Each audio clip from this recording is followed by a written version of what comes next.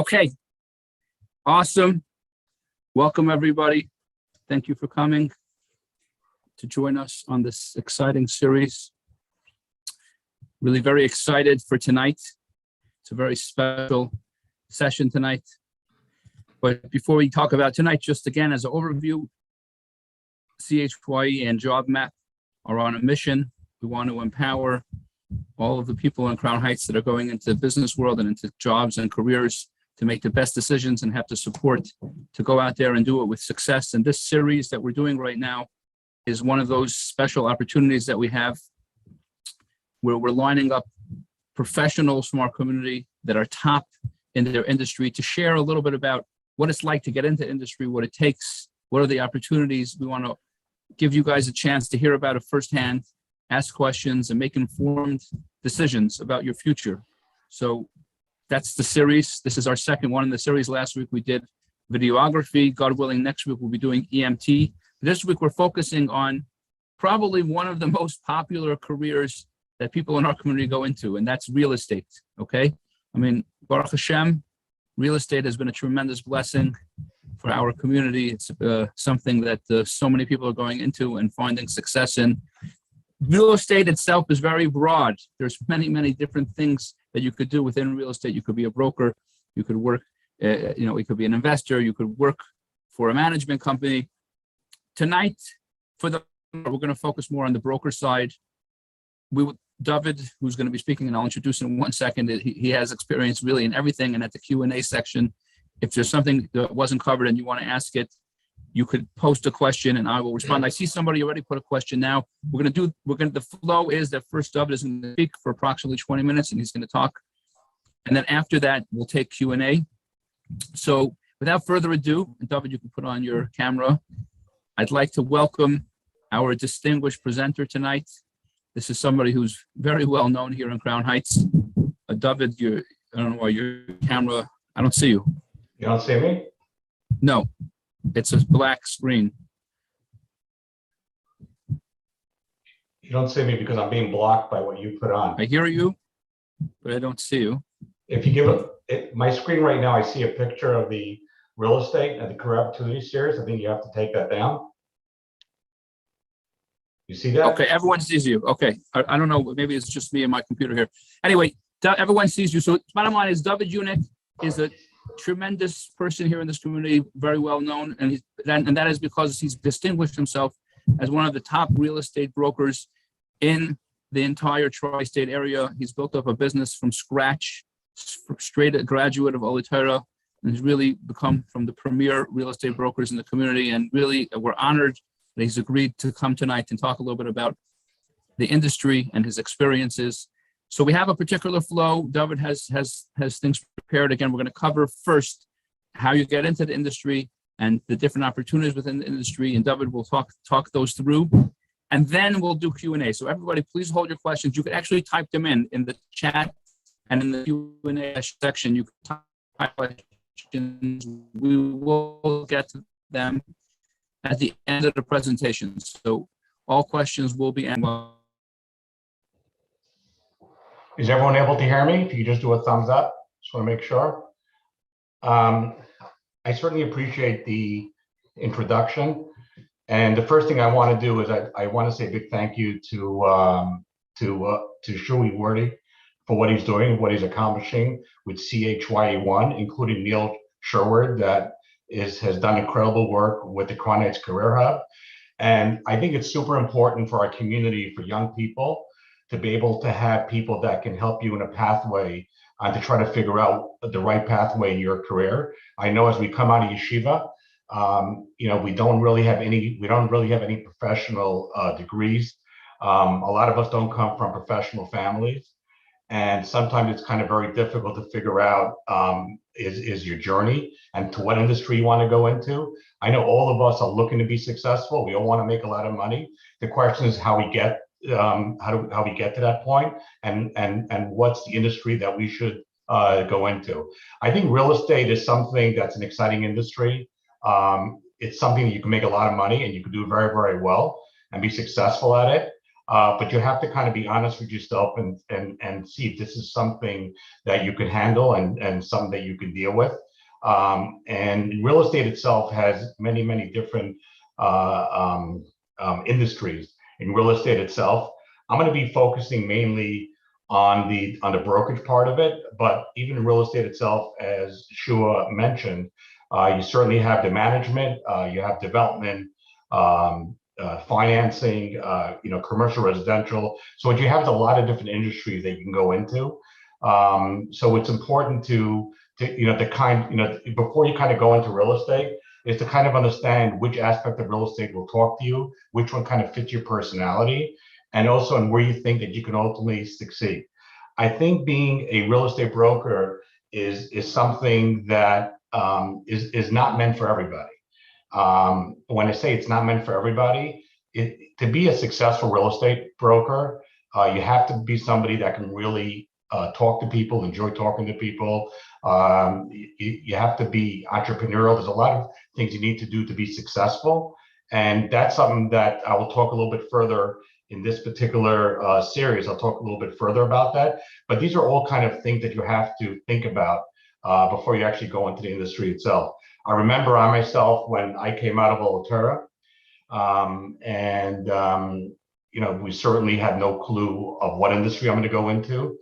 And I was poking around. I was looking at ads in the Jewish press. I remember I went for an interview for Derek Record. Derek Record is the brother from Mordechai and David. And I walked in there and the guy asked me, so what's your experience? So I said, my experience is I was a head counselor in this camp, a head counselor in Gandhi Stroll here. I've done some, I was in charge when I was in Miami. I did all the Messiah, I coordinated it. And to me, I was trying to show more the idea of leadership as opposed to having a skill in business itself. But it was the idea that I can lead, but he didn't see it and he didn't hire me.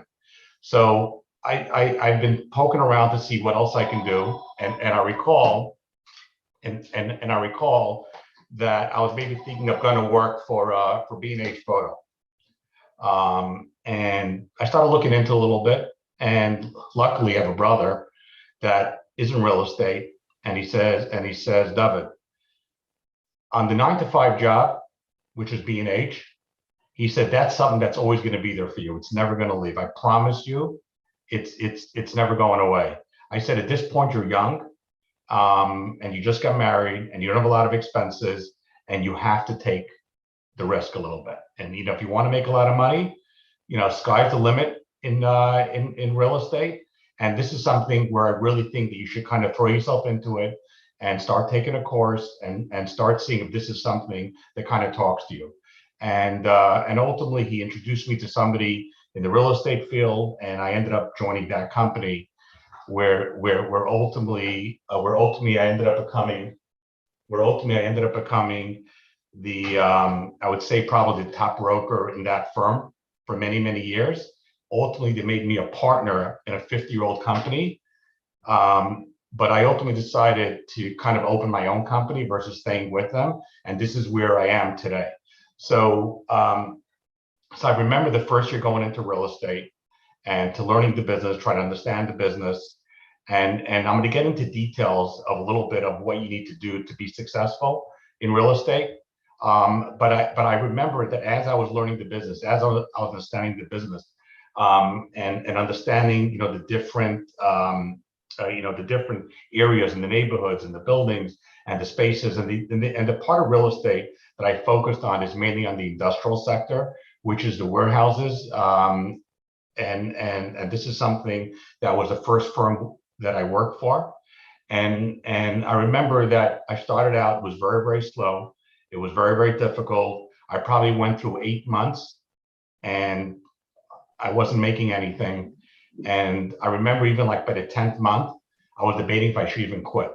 And it can get very, very degrading when you work hard and you're out there and showing space and getting to know the market, and you're having a tough time. And I remember that I spoke to my brother again, which, and I'll get back to the importance level of having a mentor. So I remember then I spoke to my brother. My brother tells me, when you look at real estate, you can't look at a 12 months. You got to look at a 24 months basis to see if this is something that you ultimately could be successful.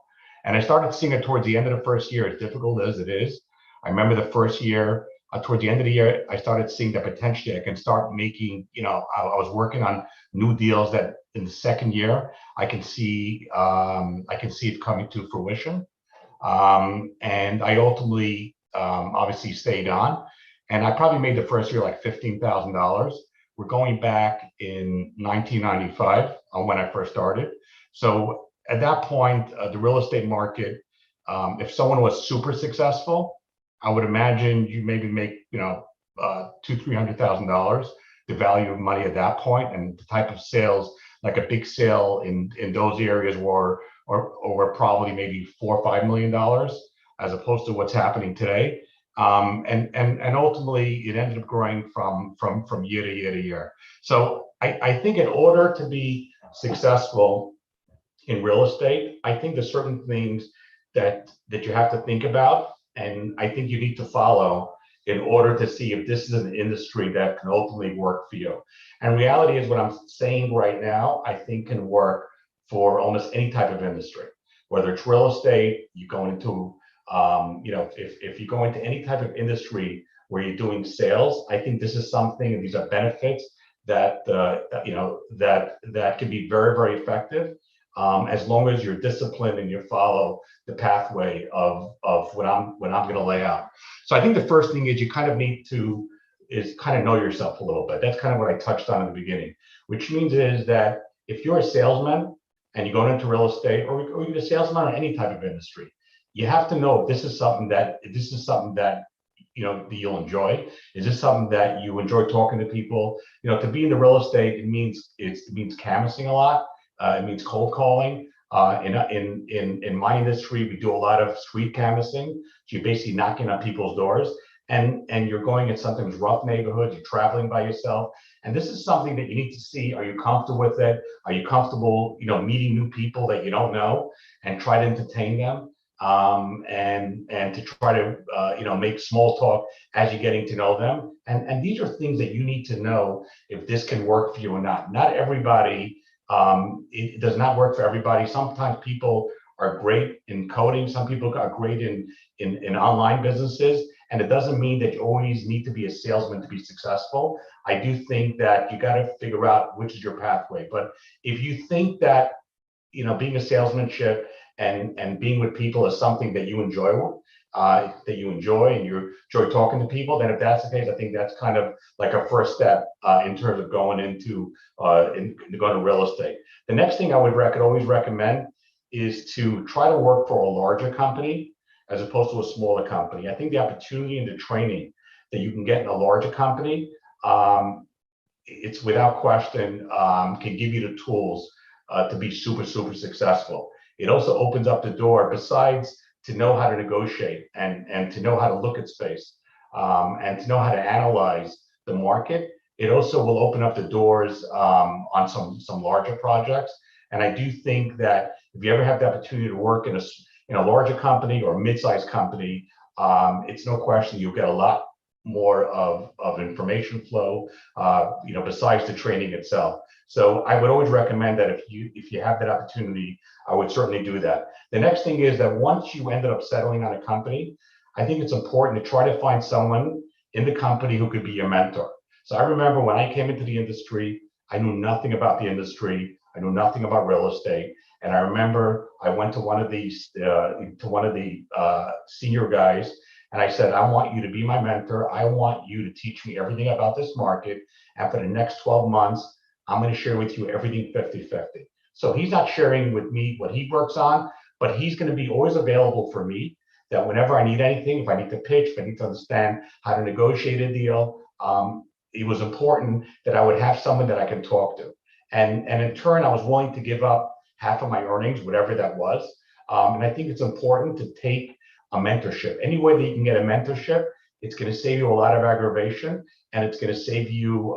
It's going to save you from a lot of different mistakes. Also, when you're starting to work for a company and you're really new at this, it's never a good thing to come in like with your own expectations of that, I know how to negotiate. I know how to close out this deal.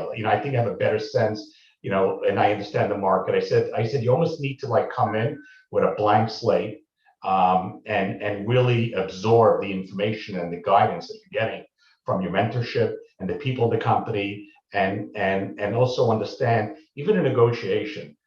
Sometimes you close a deal by how you negotiate and when your negotiation starts. It's not at the end, it's really in the beginning. So you have to be very strategic and very smart how to negotiate. You always have to think 3-4 steps ahead when you negotiate, even the first round of negotiation, and that will only come with experience.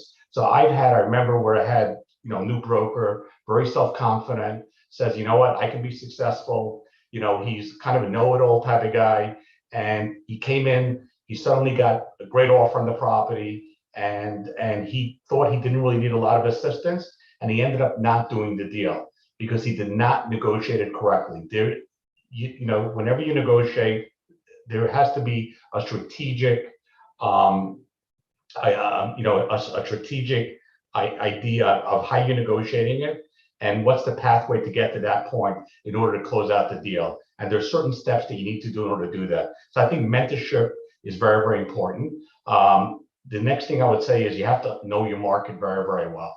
So if you're going into the real estate industry and you're going into the brokerage industry, if you're going into any sector, whether it's industrial, offices, rental market, apartment rental market, I think it's important to know the market very, very well, to study the market, to learn the market, read every article on deals that are happening, understand why the deals are happening, understand the valuation on the leasing or on the sale portion of it, because it's super critical that once you start running with customers, it's important that you should have some sort of knowledge and understanding of the market, so you don't look totally green, and you want people to have a little bit of confidence in you.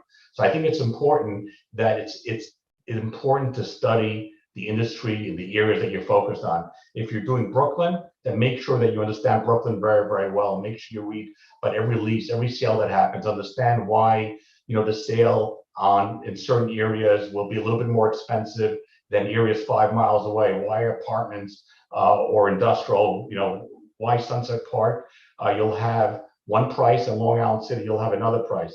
So it's very, very critical to understand your market and to know your market very, very well.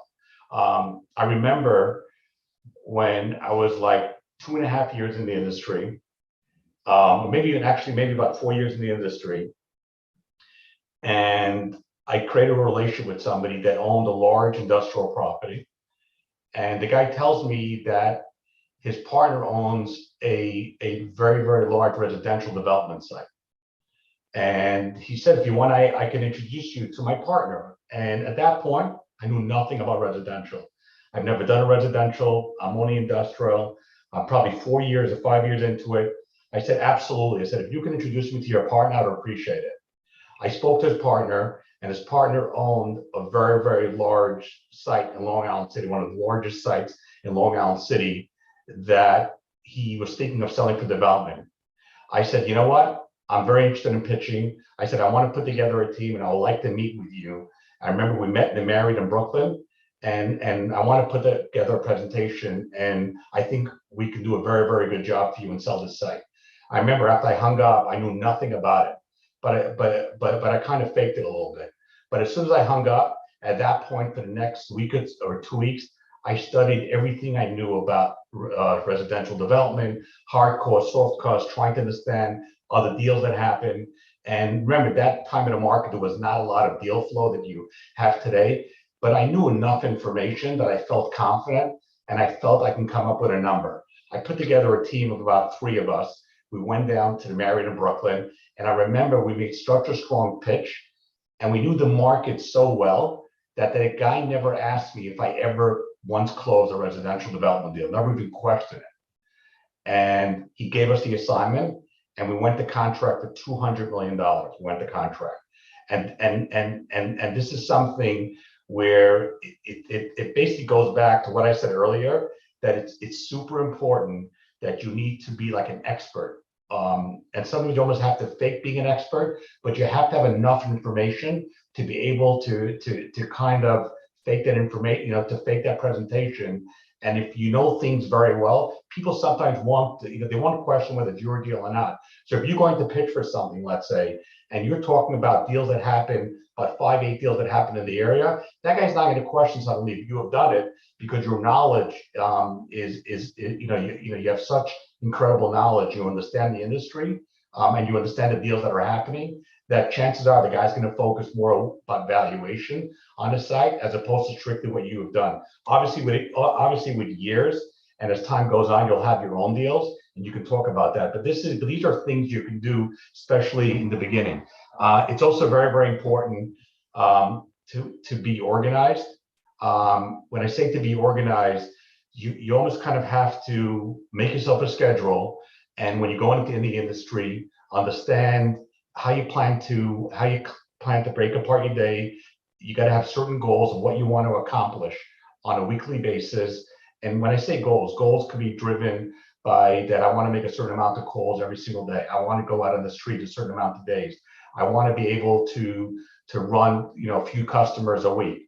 But it's very, very important to give yourself certain goals. But then also, when I say be organized, or being organized means as well as following up. So when you end up picking up customers or picking up leads, following up is very critical on closing a deal.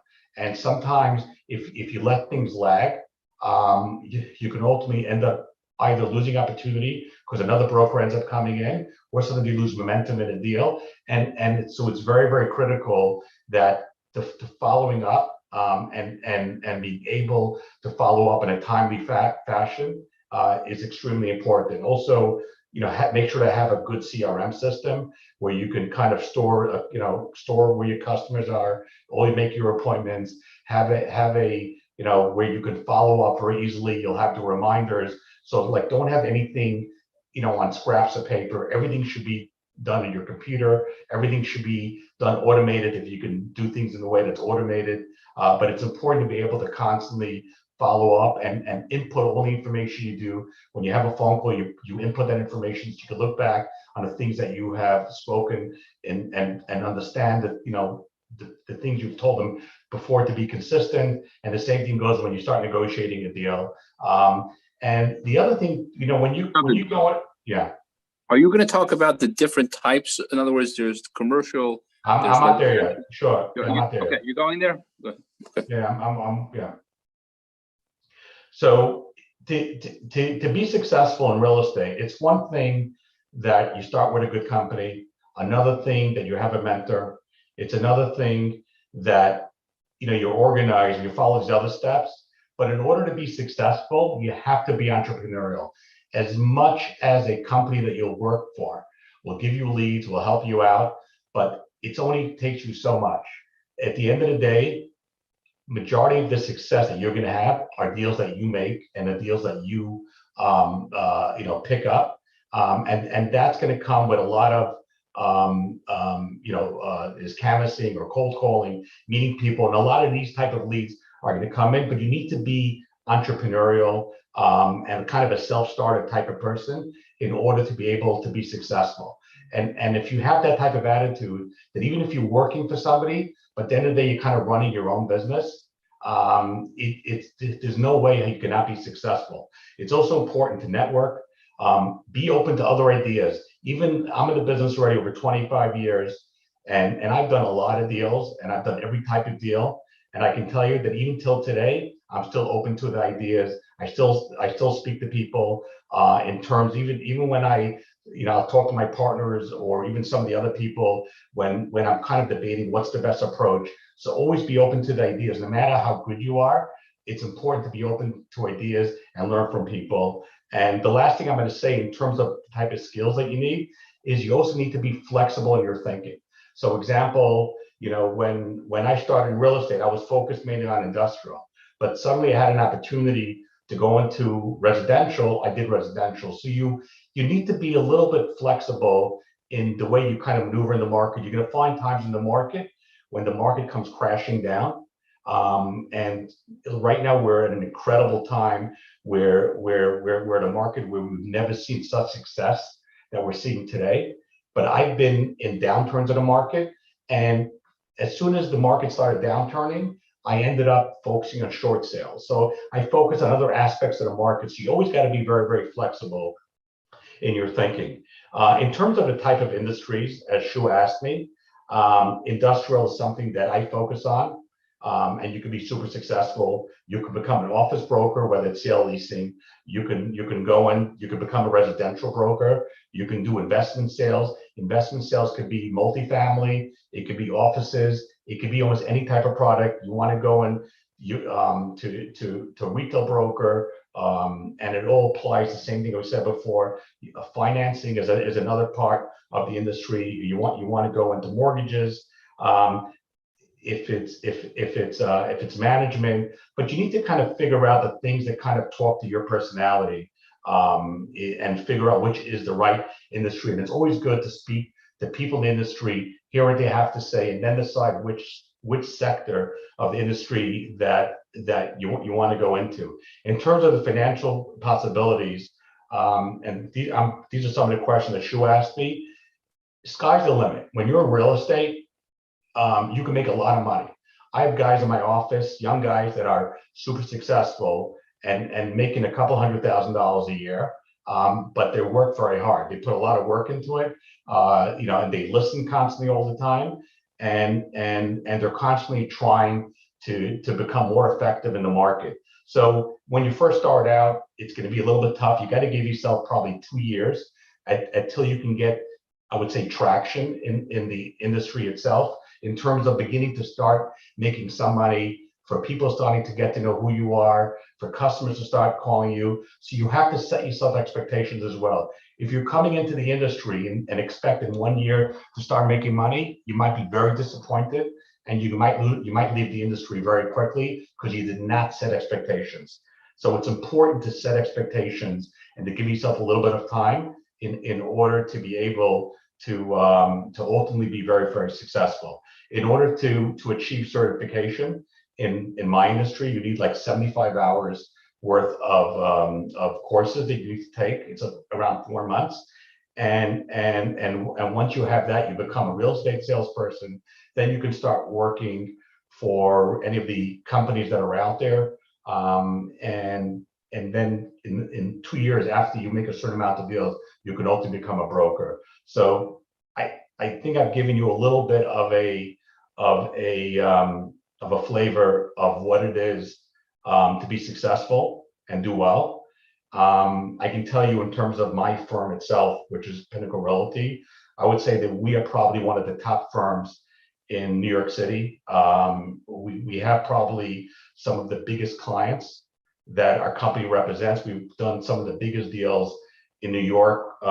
You might not read our name in there, but we sit on the team of some of the biggest players out there. And part of the reason for that is because we built a very strong team, and we understand the market, and we try to hire quality people. But it comes with a lot of time and a lot of patience, and over many, many years. And I think that anybody that's listening to this class can be just as successful. I came out of Volterra, a yeshiva boy with zero education, but that doesn't mean that you won't be successful. A lot of the businesses today that people are successful, whether it's online, it's really about being entrepreneurial. And that's really like what it boils down to. So Shu, if you have any questions, or if there's anything you want me to touch upon, I'm happy to continue answering some questions. Okay. First of all, thank you.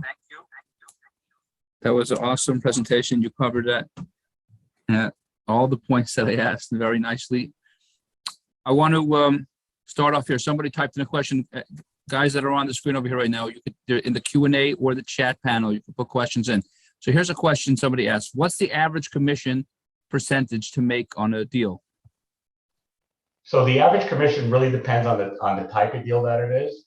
Are you dealing with a $2 million deal, or are you dealing with a $20 million deal, $50 million deal, or $100 million deal? So everything really varies. It can go from, you you call it a deal under like $10 million, probably 5%. From 10 to 20 or 30 can end up being sometimes 3%. But it's really how you negotiate these deals and how you set it up is how you ultimately, the type of commission you end up getting. Once you start getting into the bigger numbers, 50 million, 75, 100 million, you're probably at that point dealing with 2.5%, 2%, and sometimes you can go touching under 2%, but it really depends on the scale of the deal. Okay, another question. Somebody asks, how do you really get started in the business without connections? And how do you support yourself when you're waiting for the next deal, which can take 6 to 12 months? So I don't, it's always good to have connections. And if you have that, that always helps.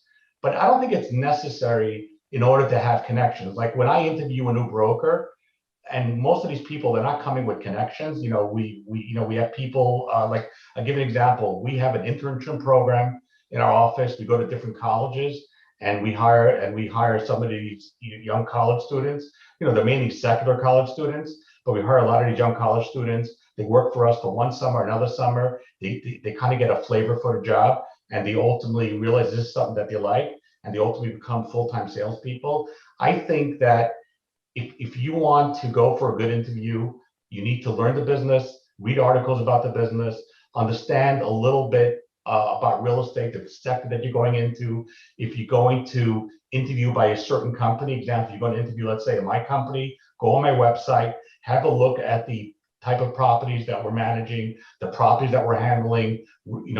I would Google Pinnacle Realty, look at the deals that we've done. So you have a little bit of a flavor and understanding. So when you're coming in, you kind of come in prepared. In terms of being able to support yourself, you really kind of need your parents to help you out, if they can help you out. If your parents cannot help you out, then it's maybe, having kind of a little bit of a night job, or maybe a Sunday job where you kind of make a little bit of money on a Sunday or on a Friday and a night job in order to be able to support yourself. Okay, somebody just asked another question, but quickly before that, I meant to do this earlier. I want to first of all give a shout out to Yechiel Neil Schwerd, who directs the Crown Heights Career Hub, who was very instrumental in assisting and making tonight's class happen and helping for to get David to agree to join. David, you're friends with Yechiel, and you participated a little bit in his program. Could you share a little bit about that, for people that would be interested in hearing about the Crown Heights Career Hub? Yeah, absolutely. So first of all, Neil, I want to tell you thank you very much. I think what you're doing is incredible, and to be able to give people the tools to be successful, it's like saving a life at the end of the day, and you're building generations from that. So I think to be able to give people that opportunity, it's an incredible thing that you're doing for this community. I know you have a lot of Lubavitch connection, but you don't live in Crown Heights, and the fact that you're giving so much back to Crown Heights together with Yeshua, I think speaks volumes, and you're a very special person. So the way I got involved with Neil is I've been running this company. We have our own company for many years, and we're thank God we're doing well. And whenever I need a spreadsheet or someone to, whenever I need to put together a spreadsheet, I'll have someone in my office build me a spreadsheet, an Excel spreadsheet, and I'll input the information. And that's kind of the way, I've always utilized Excel sheets. I saw a ad from Neil that he's giving an Excel course. And I was like, you know what? As much as I'm in the business and as good as I'm doing, I would really love to learn how to do Excel. I always wanted to learn it. I've never had the time to do it. I never kind of had someone that says, here's a course that it's kind of delivered on a platter. I said, you know what?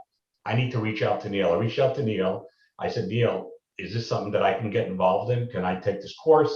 And this course, by the way, is also together with QuickBooks. with his QuickBooks as well.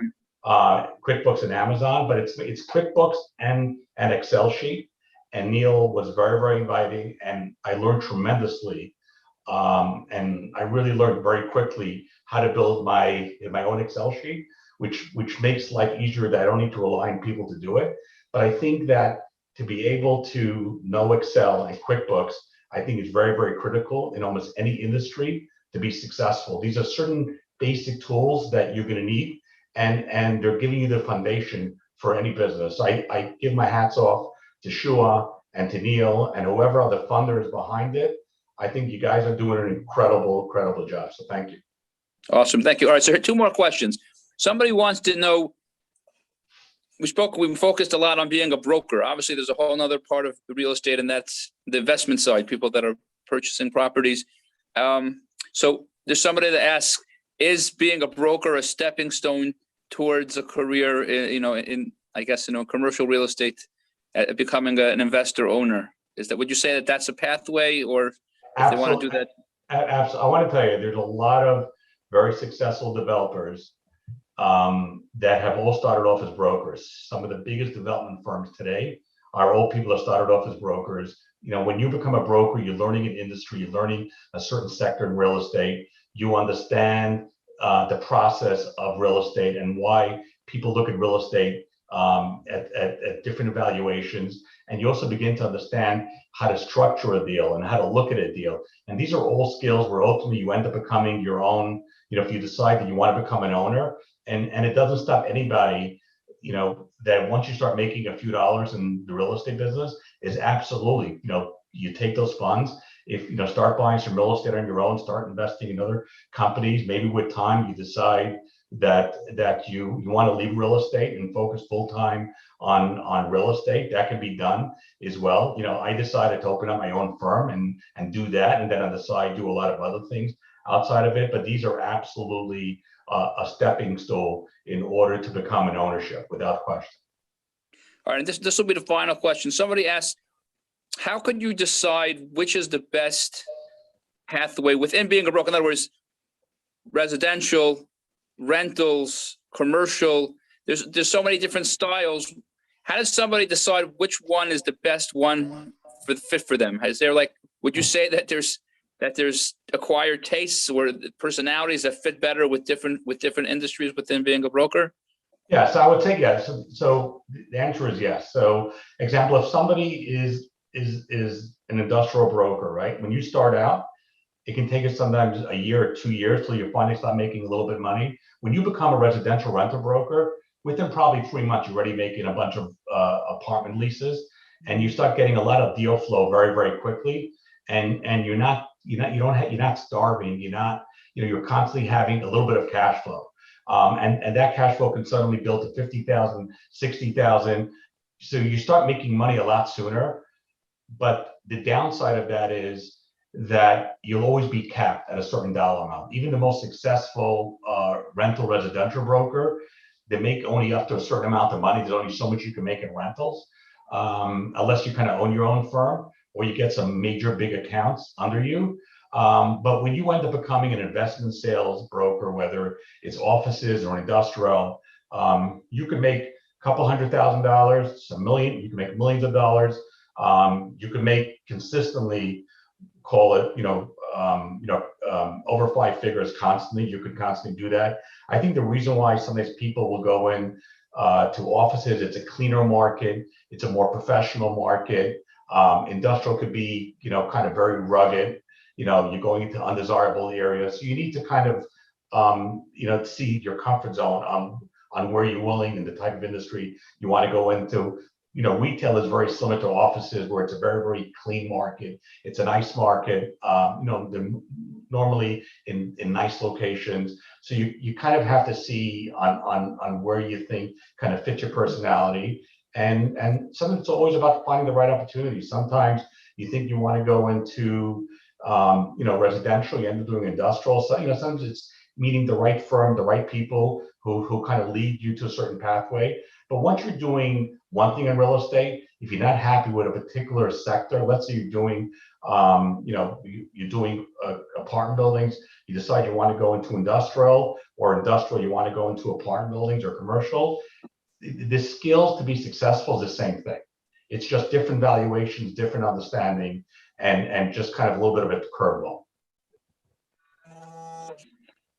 Okay, and just one last thing that just came up right now. You just said about getting into commercial. It could take sometimes 2 years to get your first deal. How does somebody handle that? If somebody feels like that they want to go down that pathway, what do people do if it takes literally a year, sometimes 2 years for them to close a Yes. good? Yeah, so I think it's important to do it as soon as possible. In other words, if you're not in yeshiva, then if that's the case, I would definitely try to start working with someone now where you can rely on your parents. And if you're a young couple that just got married, I would try, if you're not going to Kollel, obviously you're going to Kollel. I did go to Kollel, but if you're not going to Kollel, I would try to get in to the industry as soon as possible because it does take time. And reality is, you got to hope that you have parents that can help you out. It's very difficult. Obviously, when you don't have the funds to help you out, I know how stressful it is as well. But at the end of the day, it can take time in order to be successful. And when you have pressure, financial pressure, there's rent constantly coming, there's bills, it can be very difficult. And that's where I think having that cushion, that maybe chasna money, and doing it as soon as possible. Like for someone to start going into my industry and you already have 5 kids, it could be very, very difficult to kind of, to break in. And I also kind of want to just say another thing, that I think that we as Chabad are very lucky in a sense that if you take advantage of the Chabad system, and when I say you go through the yeshiva system and you take advantage of Mitzayim and you go out, when you're a kid or when you're a bachar, and you learn how to talk to people, communicate with people, you learn rejection. People threw me out of offices when I went from Mitzayim. People threw me out of their stores.